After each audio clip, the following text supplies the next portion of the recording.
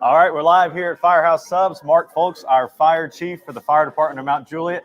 Justin Beasley, your public information officer for the city of Mount Juliet, celebrating 10 strong years for the fire department coming up this weekend, kind of celebrating it all throughout this week. Mark, first off, tell me, how does it feel celebrating 10 years and now you spearheading the department? I'm sure is a great responsibility and one that you like to tackle and challenge now. Absolutely. I've only been here a couple of months, but this is a great department. The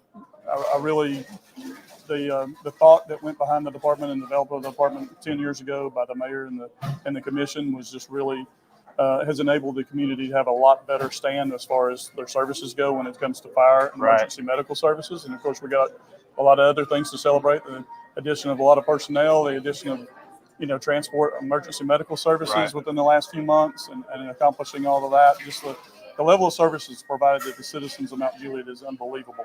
What we have here, and we're just going to build on that and continue to evolve and do everything that we can to protect the citizens in the best manner possible. Continuing to raise the standard, and they mentioned it, our Board of Commissioners at the meeting on Monday. When it started 10 years ago, I think there's 4 on each shift, a total of 12 people. Tell people what they want to know. How many do we have on each shift now, 24/7, to make sure that Mount Juliet, which we consider the greatest city in the world, has the greatest services in the world as well? Absolutely. Right now, we've got 24 people on each shift working. We've got 79 people authorized within the department. We've got a few vacancies for new positions that we're just now hiring, which we're really excited about. A new assistant chief of training to make sure that we're doing all the training things that we need to do in the right manner. We've got an EMS compliance officer that's coming on board to help us with the EMS side of things. Just hired 3 EMS lieutenants. Some of those were promotions from within, and one was from outside of the department.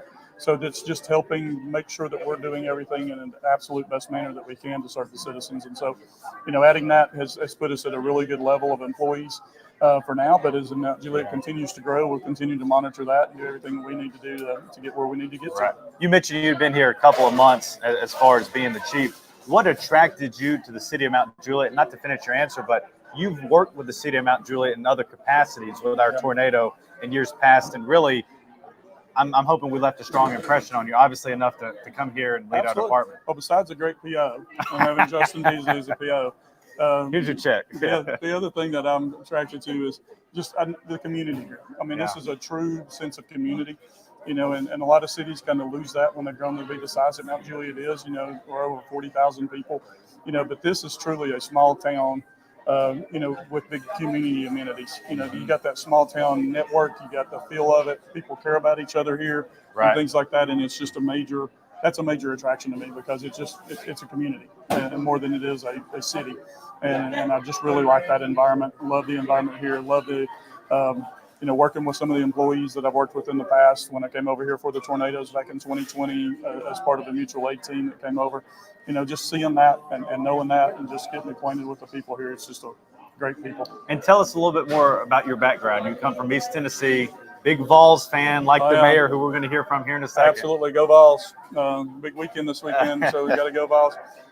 No, I was born and raised in Knoxville. I followed my dad into the fire service many years ago, and in fact, I told one of our personnel asked me the other day. He said, "Well, when did you start in the fire service?" And I said, 1990. And he said, "Oh, that's the year I was born." I said, "Great, thanks." But I did start in 1990 in Knoxville. Went to work there and rose through the ranks to the assistant chief of emergency medical services and special operations, and then became.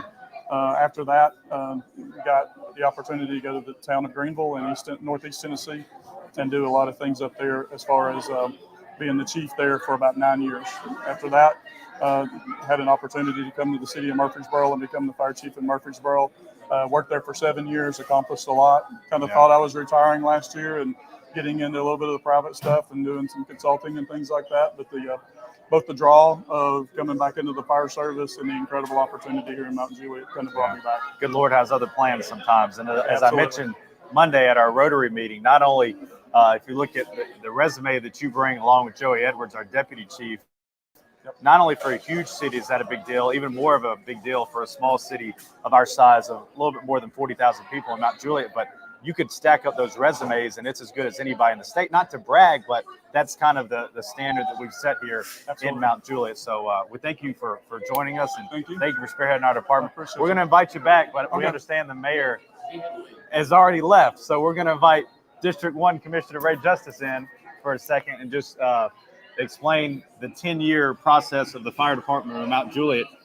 You were one of the, I guess right now you would be, was Mayor on board when y'all voted on the new fire department? He was. So yes, actually, the mayor was substantially on board. He's right.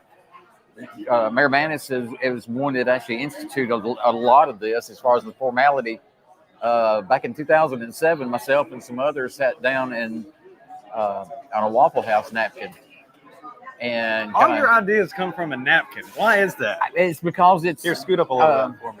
Being in law enforcement, you have an ink pen. Yeah. And you're sitting there with an idea pops into your head. You write it down. The first thing you can grab. Yeah. Normally a napkin is it, and so that's where Golden Bear. That's where that came from. Yeah. Cedar Creek Greenway too, correct? Yes, sir. Sure did. Man, we need these napkins in the city archives. That would be cool. I have no idea where they're at. But tell me about how this department got started and how you've seen it flourish. Well, it got started actually because the Wilson County Commission realized that our growth was probably going to be more than they could actually effectively handle. Right. And they sent us a resolution that said, hey, if you're going to have additional, you're going to have to do it yourself. And so we decided. I think the Kenny Rich was the county commissioner that told me. He said, y'all need to put your big boy britches on and start your own fire department. We did.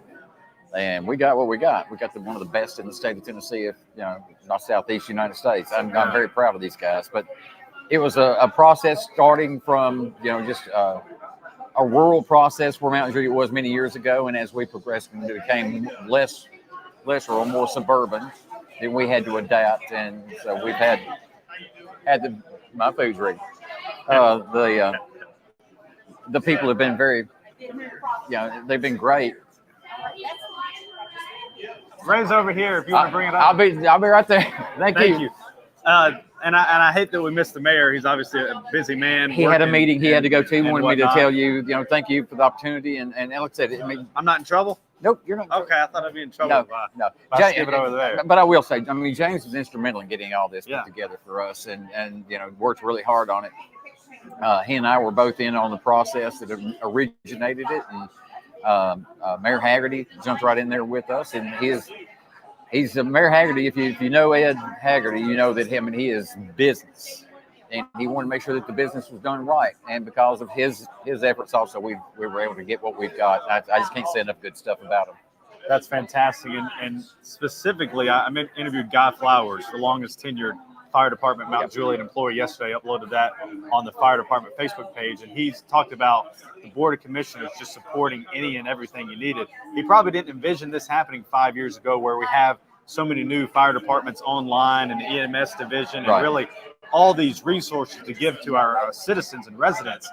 How have you seen it grow lately, and why are you voting yes on so many different things with the fire department? Because ultimately it's an important issue in every city. Well, one of the things that we have been so fortunate, we had a young man who came in many years ago, Jamie Leffler, who was the second fire chief. So when Jamie came in here, he said, look, we're gonna need the toys. Right. But the things that everybody says are toys, but they are needed. And he pointed it out, and he made the case for everything that he brought in as to what he needed, why he needed it. And he was very diligent in saying, this is why we need this number of people. Right. And then he brought people on board that were of like mind. They had the same values that we had here in the city of Mount Juliet. Very conservative thought process was put into this fire department.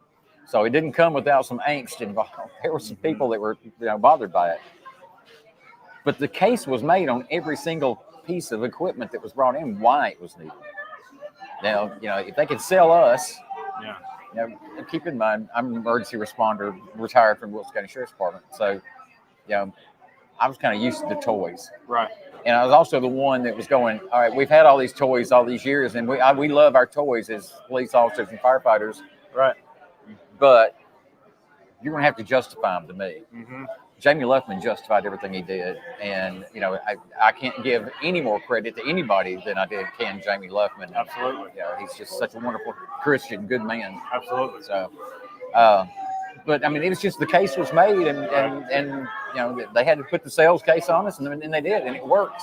And like I said, I'm so proud of these people. Now Chief Folks is here, and Chief Edwards, these guys, they're doing a great job. They're going to have to keep selling us, though. We're not going to give anything to them. Yeah, that's their job, and they've said that as much that they're supposed to tell you what they're capable of, what they're not capable of, how to get to that point, and also to continue to give their men and women, brave men and women, the resources to do their job. Correct. And that's part of the job, and they've done it well, and that's a testament to the 10-year growth that we've seen. Does it feel like 10 years?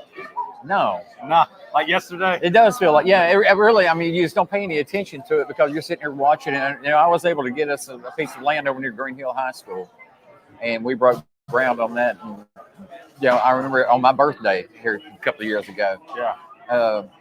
Saw that Happy video. birthday 2 weeks ago. Thank you. Happy I birthday. appreciate that. Yeah, I've gotten old. I've been on the city commission 21 years now. Yeah. And this birthday, this 10-year birthday probably means as much, if not more, than anything else that we've done with this fire department. So. But, just seeing the progress that we've made, new fire halls, new equipment, new faces. These kids come down here look like they just graduated from La Petite Academy, not the Fire Academy. Right. These guys look like babies. I know. And then they go in and they fight fires like they did over at Glass Creek Apartments, and you're thinking, wow. You said it that Monday at the Board of Commissioners. They lived up to their billing. They did. That night. They that did. Day. They Ever since. I've been around them all my life. I've been in burning houses. I know what it's like to have your clothes burned off of your back. I know what that's like. To do that regularly? No.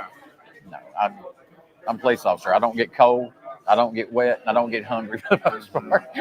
If I do, it's an emergency. Yeah. These guys do that for a living. Yeah. I mean, they're just can't say enough good about them. And that's why you have so many great, fine men and women that are serving within our first responders all across the board in the city of Mount Juliet, because you've given them the resources not only to do their job, but to provide for their family. And that's why you're seeing the echelon continue to rise for the type of talent that you're getting.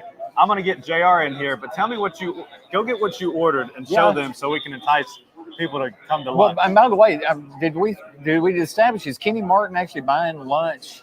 I've heard rumblings about it from somebody that might have appeared on this video. His telephone number is 615-566, was it 1460, I think is what it is. And I just call his landline, so I don't have that one. Oh, okay. Give Kenny a call. Let me grab the food here. Grab your food and let me see what you got. All right. Hey, JR, you want to come join me real quick? Hey, give me that. Let me get your mic. You're still mic'd up. Oh. We'll get something in here. What's up, my man? Hey, JR. The man How we doing? Thank you for having us. First off, man. This is awesome. your burn muscles are Trying showing. to be like you, bro. Man, Hey, far from it. You've been to burn, and I saw I have. what you did. You showed me up here. Just one and done right there. I get it. Thank you for hosting us. Absolutely. First off, Thank and you what for you being do for firemen and firewomen. Tell us what is behind that with Firehouse Subs and why y'all do that. Everything you buy, anything that's purchased in the store, you get 3% goes back to first responders. Okay, and on top of that, we have our Public Safety Foundation that started in 2005, and it started around the Katrina hurricane that happened down in the Gulf. Right. And our former owners started by 2 firemen. They were firemen. They realized there was a massive need to help out the people that help us out. They started the Public Safety Foundation. Ever since then, from 2005 to now, there's been over $77 million that we have given back to the community and first responders, and it's just been a huge blessing. It's the core of what we do. It's one of our foundational values. I mean, it's everything. We can't be a part of a Firehouse name without helping out the firemen. Make us who Right. we are. So, Absolutely. Tell us why you chose Mount Juliet and why this is home for you and maybe the people in Providence, and really all in Mount Juliet have supported you and what you're trying to do here? So Mount Juliet's a part of my home. I live next exit up from the store. Everything I do, I work out in Mount Juliet at a local workout facility here. Burn Boot Camp. Burn Boot Camp, absolutely. Miss Sarah Rose. Yeah, she's awesome. She's fantastic. She's also She ran me off she's after one awesome time. in the workouts. She you is. Can't hang with her. You can't No, hang with her. nope, not But at all. also, my kids go to daycare here. Everything I do is just a part of Mount Juliet. So it's become, it's my home, and I want to be a part of everything around here, the community, help out the community, give back to the community any way I can.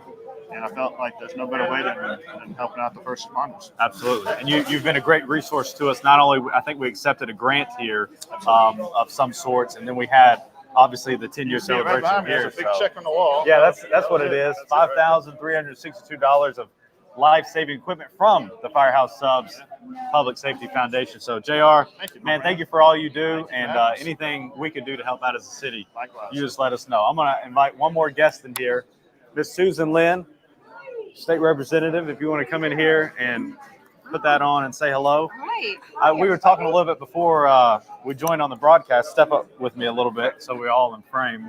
But we're talking about all the emails I send you for all the events coming up, and you always accept it and are always here, feet on the ground, which is what you want to see with somebody representing us on so many different levels, right? Well, thank you very much. And I thank you for inviting me because I just love it. I love it. I love Mount Juliet. I love the work that y'all do. I think we have the best city and the best team in our city.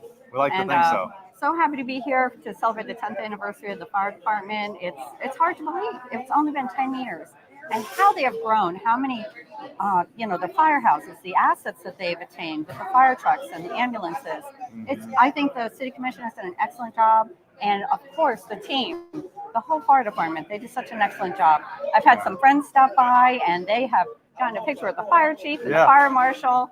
And my friends were about 6 years old and 4 years old. Right. So they have loved that. Yeah. We scheduled this kind of last second. It's almost Coffee with a Cop, but for the firemen celebrating 10 years.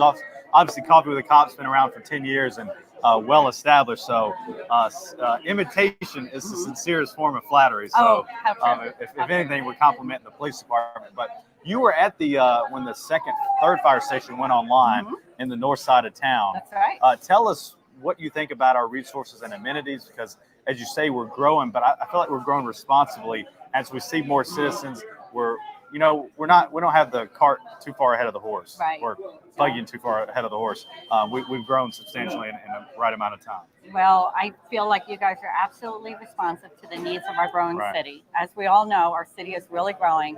And if anybody hasn't toured any of the firehouses, you show up there. If they're not out on a call, they will give you a tour, and you will be so impressed with what our people can do and all the tools that they have to help our citizens in Mount Juliet. It's so impressive, absolutely impressive. They're so well trained. They're enthusiastic about their job. They're friendly. They are. It's a great team. Outstanding ones for sure. Did you order anything for lunch? I did. Okay. What do you want to sell them to make them come?